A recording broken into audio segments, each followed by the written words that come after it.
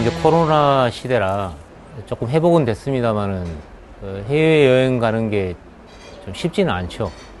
해외여행 가면 입국 신사라는 걸 하잖아요. 그 나라에 가면 이제 미리 이제 쓰죠.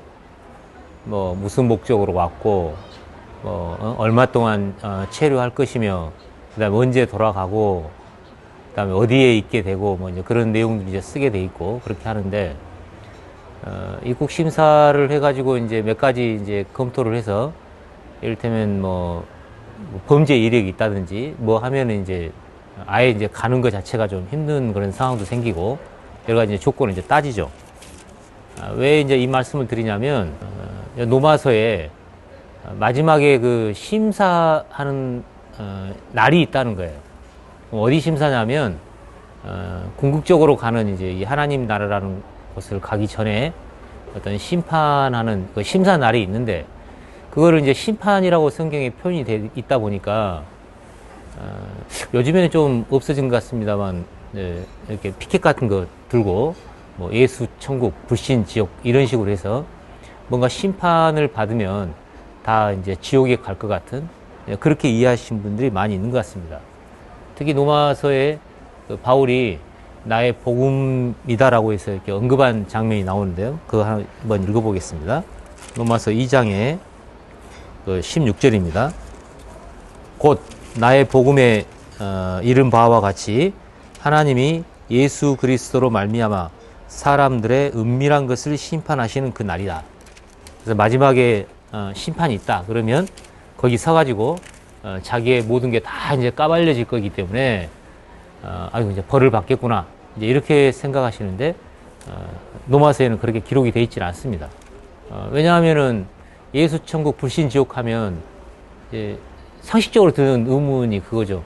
우리들이 다 알고 있는 세종대왕은 어떻게 되느냐, 뭐 이순신 장군은 어떻게 되느냐, 그 다음에 예수님을 몰랐던 신라 시대나 고려 시대 사람들은 어떻게 되느냐, 그 다음에 예수님은 존재조차 모르는 어린아이들은 어떻게 될 거냐. 이제 그런 얘기를 하면은 좀 답이 궁해지죠. 그렇게 얘기하면. 근데 바이블에는 이 판단의 근거가 명확하게 제시되어 있습니다. 그 심판은 벌만 받는 게 아닙니다. 예를 들면 입국 심사 개념으로 이해하셨으면 좋겠어요. 그 나라에 이제 심사를 해서 그 나라를 들어갈 수 있는 사람, 없는 사람으로 구분을 하고 그 다음에 들어오는 경우에도 상을 얼마나 줄 거고 또 못 들어오는 경우에도 벌을 어떻게 줄 건지 이제 그런 부분까지 이제 돼 있기 때문에 그냥 일괄적으로 다 벌을 받는다 그렇게 생각하실 필요는 없고 바이블은 그렇게 설명도 돼 있지 않습니다. 왜냐하면은 행위로 판단하기 때문에 그렇습니다.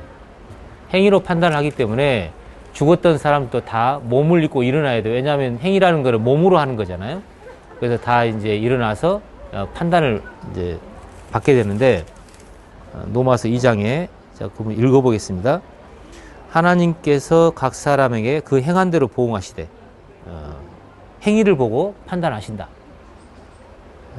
참고 선을 행하여 영광과 존귀와 썩지 아니함을 구하는 자에게는 영생으로 하시고 어떤 사람은 영생을 얻고 오직 당을 지어 진리를 따르지 아니하고 불의를 따르는 자에게는 진노와 분노로 하시라. 이런 사람은 이제 벌을 받는다는 거예요. 그래서 뭐 인종이나 아니면 뭐 지위 고하 아니면 성별 이런 거하고 관계없이 그 사람이 어떻게 행했느냐 행동을 했느냐를 가지고 하나님이 판단을 하신다. 그래서 외모로 사람을 취하지 않는다. 겉모양만 보고 판단하지 않으신다. 그 사람의 행동을 보고 판단하신다. 이렇게 명확하게 규정을 해놨습니다. 그래서 이게 이제 기점이 언제냐? 여기 보고 계시는 이제 우리 주변에 다 보이죠. 하늘도 보이고 땅도 보이고 다 보이는데 어느 순간이 되면 이 하늘과 땅이 다 없어집니다.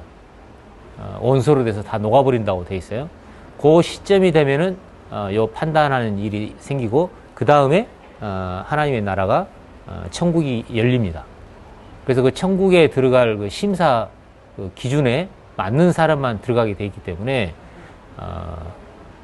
좀 흔히 하는 말로 이제 똑바로 살아라 이제 그렇게 되겠죠. 행위로 판단한다고 했기 때문에. 그러면 그 행위로 한다고 하면 그 행위의 기준점이 있어야 되잖아요. 내가 이제 뭐를 했어요. 그럼 이게 옳으냐 그르냐에 대한 기준점이 있어야 될 텐데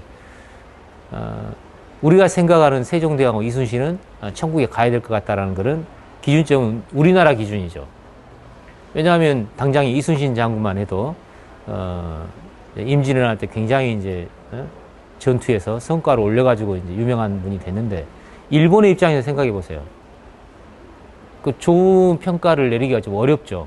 그래서 그런 기준들은 자기 나라, 자기 문화, 자기 생각에 이제 그렇게 기준을 하는 거기 때문에 바이블에는 그렇게 그 사람의 그 나라의 그 지역에 맞는 평가 기준을 할 수는 없습니다. 그래서 기준을 어떻게 하느냐? 하나님이 이제 뭐 두 부류로 일단 나눴어요. 율법이 있는 부류하고 율법이 없는 부류하고. 그러니까 유대인은 시내산에서 모세가 율법을 받았죠. 십계명. 그 다음에 율법을 받았기 때문에 그 율법이 있는 사람은 율법으로 판단을 받고 율법이 없는 사람은 어떻게 판단을 받느냐? 그 양심이 증거가 된다고 되어 있습니다. 그래서 양심에 비추어서 그 근거가 맞는지 안 맞는지 자기 행동이 어떻게 되는지 안 되는지 보고 그걸 보고 하나님이 판단하신다. 이렇게 되어 있습니다. 이제 그렇게 생각해 보면 어린애 같은 경우에는 뭐 양심이고 뭐가 없죠. 그래서 어린애가 무조건 다 예수님을 안 믿었기 때문에 지옥에 간다. 이렇게 주장하면 좀 심한 표현이 되는 것 같고요. 그래서 그 기준점은 우리가 명확하게 알 수는 없지만 분명한 거는 행위로 한다. 그 다음에 율법이 없는 사람은 양심이 기준이 되고 율법이 있는 사람은 율법이 기준이다 라고 그렇게 분류가 되어 있습니다. 무릇 율법 없이 범죄한 자는 또한 율법 없이 망하고 무릇 율법이 있고 범죄한 자는 율법으로 말미암아 심판을 받으리라. 하나님 앞에서는 율법을 듣는 자가 의인이 아니요 오직 율법을 행하는 자라야 의롭다 하심을 얻으리니 율법 없는 이방인이 본성으로 율법의 일을 행할 때에는 이 사람은 율법이 없어도 자기가 자기에게 율법이 되나니 이런 이들은 그 양심이 증거가 되어 그 생각들이 서로 혹은 고발하며 혹은 변명하여 그 마음에 새긴 율법 행위를 나타내느니라. 그래서 그 양심이 율법과 같은 기능을 한다. 이렇게 설명이 되어 있습니다. 자, 그러면 이제 입국 신사를 한다고 생각해 보세요. 다 모든 사람이 천국이 이제 시작되기 전에 그 심사대에 섰어요. 그래서 이제 이쪽 부로 선한 행동을 하는 사람은 이제 천국으로 들어가고 그 기준에 맞춰서 악한 행위를 하는 사람은 이제 불못에 가는 걸로 그렇게 정리가 되어 있습니다. 그러면 과연 지금 시기에 과연 나는 내 행위가 하나님 보시기에 합당해서 천국으로 갈 수 있을 것 같다. 이렇게 자신하는 사람이 얼마나 있을까요? 입국 심사할 때 그 프리패스가 있어요. 그냥 그 심사 줄에 안 서고 그냥 이렇게 그냥 들어가는 길이 있어요. 그렇듯이 그 입국 심사대라고 하는 그 심사의 과정인 그 판단에 서지 않고 바로 하나님 나라로 하늘에서 바로 내려가서 들어가는 경우가 성경에 설명되어 있습니다. 그럼 그 사람들은 누구냐? 지난번에 소개해 드렸듯이 하나님의 아들의 복음, 하나님의 아들이 영혼이 음부에 갔다가 부활하면서 아들로 인정됐듯이 예수가 내가 음부에 가가지고 그 다음에 부활해서 하나님 아들로 다시 인정되듯이 다른 사람들도 하나님 아들로 회복시켜준다 라고 하는 믿음을 가지고 그렇게 했는데 그 믿음을 소유한 사람들을 성경에는 똑같이 하나님 아들이라고 합니다.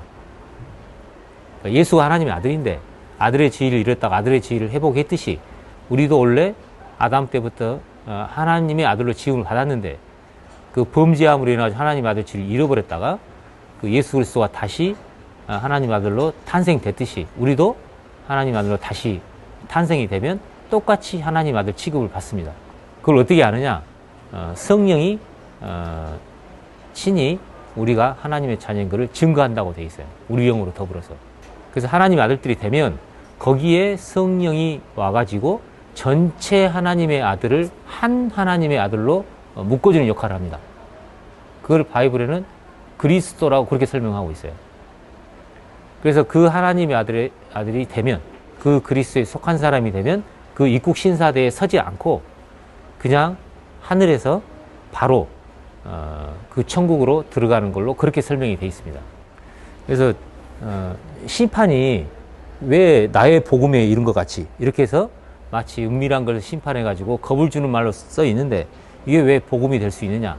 그 이유는 심판이 일방적으로 불못에 가는 지옥에 가는 얘기만 있지 않고 분명히 행위대로 해서 행위가 하나님 기준에 우리 같은 이방인은 양심 기준에 맞으면 천국에 간다고 소개되어 있고 또 프리패스처럼 천국의 그 심사대를 거치지 않고 바로 들어가는 길이 있다고 로마서에는 이제 설명이 되어 있기 때문에 이 심판에 대한 게 그 심사에 대한 게 복음이라고 그렇게 설명되어 있습니다. 나의 복음에 이른 바와 같이 하나님이 예수 그리스도를 말미암아 사람들의 은밀한 것을 심판하시는 그날이라. 그래서 바울이 이 로마서를 쓰면서 여러 가지 이제 얘기들을 이제 했는데요. 그 얘기들은 각각 흔히 하는 말로 좋은 소식, 복음하고 연관된 내용이 집약되어 있고 그런 내용들이 어떻게 복음하고 연결되고 어떻게 좋은 소식이 될 수 있는지 하나하나씩 계속 살펴보는 기회를 갖도록 하겠습니다. 네, 오늘은 이상입니다.